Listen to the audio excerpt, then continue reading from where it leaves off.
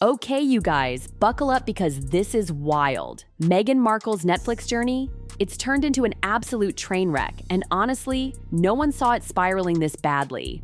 We're talking full-on chaos behind closed doors, scandal, rejection, secret notes, a whole investigation, and yes, Netflix execs are officially done. So here's how it all began. Quietly. Just a few whispers about creative differences on season 2 of With Love, Meghan. You know, the usual celeb stuff. But then, boom. Netflix starts digging around and realizes something's seriously off. The top brass puts everything on hold, and what they find? Total disaster. Turns out, Meghan had been leaving a trail of personal notes, scribbled outlines, and scene ideas all over her office like some kind of creative scavenger hunt. When they cleaned out her space, it was a goldmine of bizarre content, and not in a good way. First major red flag? Pregnancy videos? Yes. Meghan reportedly planned to insert footage of herself. Get this, dancing in her kitchen while pregnant, rapping and lip-syncing. These were old videos from her phone. She wanted them woven into an episode where she's cooking while the clips play in the background. Executives were stunned. Like, who thought turning your camera roll into Netflix content was a solid idea?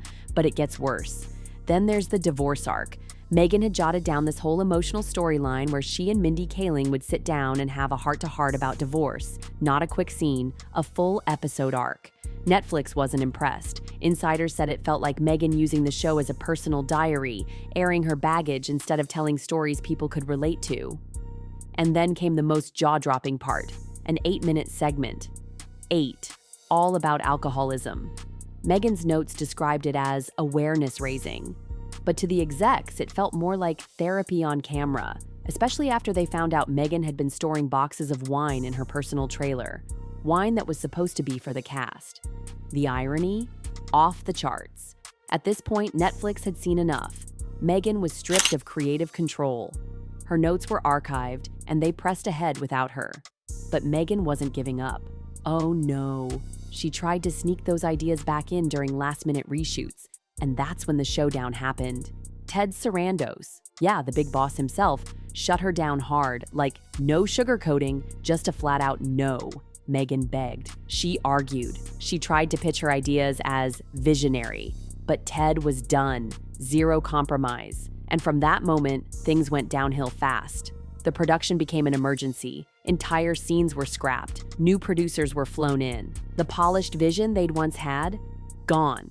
What remained was a stitched-together mess of half-finished ideas, rushed footage, and tension so thick you could cut it with a knife.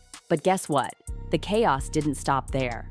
As the reworked show limped along, even more bombshells dropped. One of the biggest? Plagiarism. Yep. Meghan had allegedly copied chunks of content from big names like Gordon Ramsay, Rachel Ray, and, shockingly, Pamela Anderson. We're talking scenes that mirrored interviews and books nearly word for word.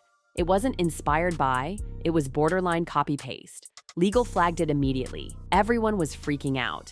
Meanwhile, Meghan was still trying to claw back control. She went around the higher-ups and started contacting lower-level staff, editors, assistants, trying to sneak her original scenes back in, but word spread fast. Executives weren't just annoyed, they were furious.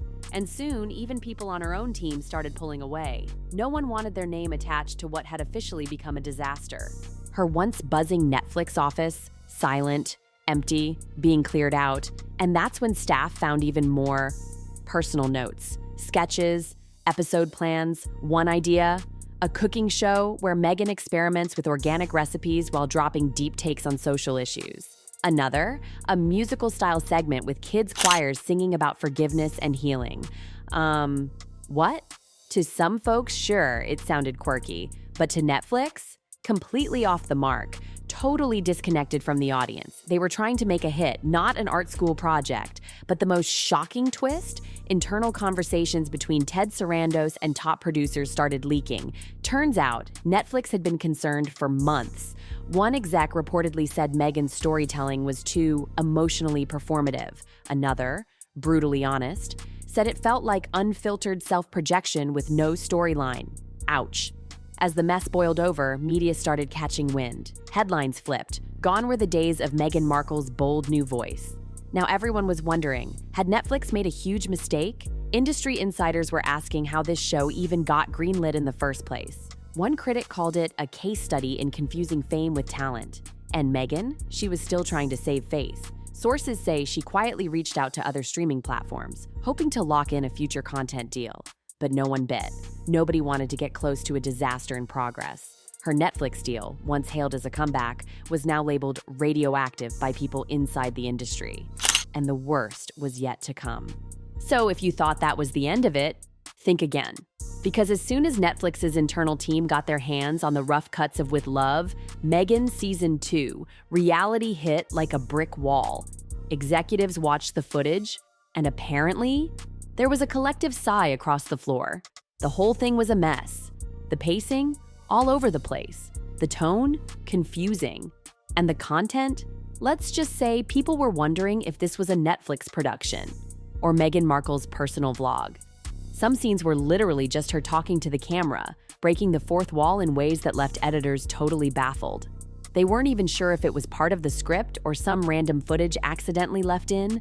One source even said it felt like she hit record and just talked. At that point, this wasn't about quality anymore. It was damage control, total survival mode. Netflix producers were working around the clock trying to salvage something, anything, that looked like a real show. They were literally cutting around entire sections, rewriting lines, stitching together bits and pieces like it was a last-minute high school project. Half the original cast? Gone. They'd moved on. They had other jobs. You can't blame them. Delays had stretched things out so long, people just couldn't stick around. And when key locations were lost, they had to build sets from scratch, from nothing, which cost even more money and pushed the timeline further into disaster territory. Meanwhile, the PR team, bracing for the inevitable storm. They knew they couldn't keep this story under wraps forever. Eventually, people would start asking, where's Meghan? Why isn't she doing press? Why is her name barely mentioned? So they crafted their own spin. Slowly, they started leaking controlled info to Hollywood insiders, painting Netflix as the hero here. The message? We stepped in to protect the integrity of storytelling. They wanted people to believe they'd taken bold, responsible action, that they had rescued the show from a creative tailspin. But Meghan, she wasn't staying quiet. Behind the scenes, she was telling her friends and old co-workers that this was sabotage, that Netflix never backed her vision from the start, that her ideas were being twisted, diluted, and buried. One source even said she was exploring legal options. Not a lawsuit, not yet, but she and her team were reportedly collecting emails, notes, anything that could prove she was creatively silenced. But here's the problem. No one was listening anymore. People in the industry, they'd moved on. The agents, the producers, even the entertainment journalists who used to sing her praises, they were suddenly busy. Calls weren't returned, everyone was stepping back. No one wanted to be caught holding the bag for a project that had become, quite frankly, a joke in Hollywood circles. And remember, this was supposed to be her big comeback. After all the royal drama, after the public criticism, this show was meant to rebuild her brand. Instead, it became another cautionary tale. So where does it all stand now? The final episodes of With Love, Meghan Season 2, are stuck in post-production limbo. Editors are under immense pressure to deliver something that resembles a real show. But even insiders admit, the goal isn't excellence anymore. It's to just get it over with. Get it out the door without another PR nightmare erupting. One editor allegedly told a friend, "We're not editing a show. We're editing a cover-up." And Meghan's former office at Netflix? Empty. The nameplate's gone. Rumor has it they're converting the space into a sound mixing room for a totally different project. No one mentions With Love, Meghan unless they absolutely have to. It's like the Voldemort of Netflix now, the show that must not be named. So let's break this down. In the beginning, Meghan had everything. A major Netflix deal, creative freedom, an entire team ready to build something fresh and bold. And somehow, it all went off the rails. Personal baggage started leaking into the scripts. Professional boundaries were crossed, producers panicked, executives clamped down, and in the end, she was completely pushed out of her own project. That's the reality.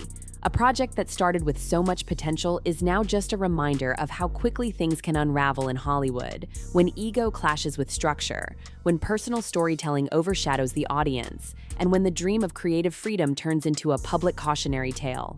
Meghan's still trying to control the narrative, still hoping another platform will give her a shot. But after this Netflix disaster, she's got a long way to go before anyone trusts her with another major project. And let's be real, Netflix isn't waiting around. They've already moved on.